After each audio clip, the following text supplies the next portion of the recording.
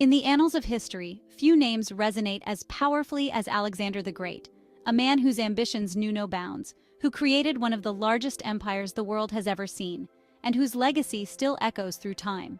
This is the story of Alexander, the boy who became a king and the king who became a legend.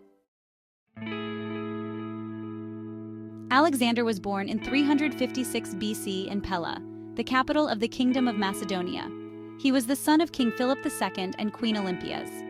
From a young age, Alexander was destined for greatness. His father, a brilliant military strategist, and his mother, a strong-willed woman, influenced his early years. But it was his tutor, the famous philosopher Aristotle, who shaped his mind. Aristotle instilled in Alexander a love for knowledge, philosophy, and the arts. But beyond that, he taught him the principles of leadership, ethics, and the importance of a just ruler. These lessons would stay with Alexander throughout his life. In 336 BC, tragedy struck.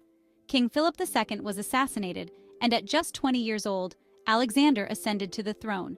But the young king had no time to mourn. Almost immediately, he had to deal with revolts and secure his position as ruler. Displaying a blend of shrewd diplomacy and ruthless force, Alexander quickly established his dominance, uniting the fractious Greek states under his leadership. But Greece was just the beginning. With Greece under his control, Alexander set his sights on the mighty Persian Empire, the greatest power of the time. His first major test came at the Battle of Granicus, where his bold tactics and fearless leadership won him a decisive victory. Next came the Battle of Issus, where Alexander's forces outmaneuvered the much larger Persian army led by King Darius III. But it was the Battle of Gaugamela in 331 BC that would seal Alexander's reputation as one of history's greatest military geniuses. Despite being vastly outnumbered, Alexander's tactical brilliance and the loyalty of his men led to a crushing defeat for Darius, who fled the battlefield. With this victory, the Persian Empire was effectively his. After the fall of Persia, Alexander's ambitions only grew. He moved south, liberating Egypt, where he was welcomed as a liberator and crowned as pharaoh. It was here that he founded the city of Alexandria, which would become a center of learning and culture for centuries. Alexander then turned his attention east, leading his army into the unknown territories of Central Asia and eventually India. The campaign in India was brutal, and while he won battles, such as the famous confrontation with King Porus at the Battle of Hydaspes, the toll on his men was immense.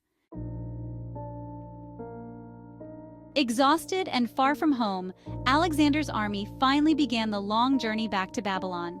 But in 323 BC, just shy of his 33rd birthday, Alexander fell seriously ill. Some say it was fever, others poison. But what is clear is that the world lost one of its greatest leaders that day. At the time of his death, Alexander's empire stretched from Greece to Egypt and as far east as India, a realm of unprecedented size and diversity. But with no clear successor, his empire soon fragmented into warring states. Alexander's legacy, however, was not in the empire he built, but in the cultural impact he left behind. His conquests spread Greek culture across 3 continents, leading to the Hellenistic Age, where art, science, and philosophy flourished. Cities founded by Alexander became hubs of learning and culture, and the blending of Eastern and Western traditions laid the foundations for the world we know today.